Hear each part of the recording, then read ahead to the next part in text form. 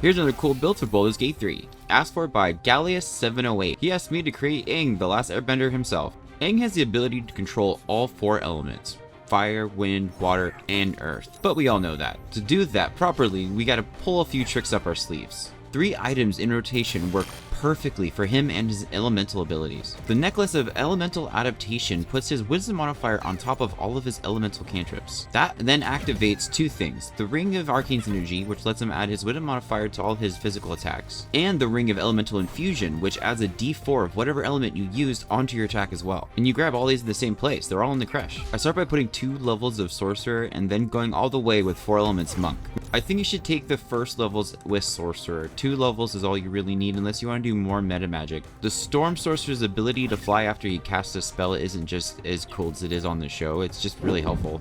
The rest of the levels are definitely going to go into Monk, Way of the 4 Elements. When you set up the stats though, make sure you prioritize Wisdom over anything else. Equipment like the Unbridled Kushigo boots will then use this Wisdom modifier for all our unarmored attacks. I would honestly dump Dexterity too, and then use the Gloves of Dexterity, which are free and purchasable from the merchants at the same creche that you got those rings from.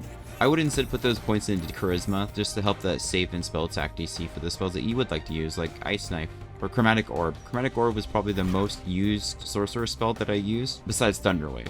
First round in a battle, just twin a cantrip, hit 2 people with that, and it will stack on your Wisdom modifier on all your weapon attacks, an additional d4 of whatever element that you hit, and add a +5 or whatever your Wisdom modifier is to each of those hits with a cantrip.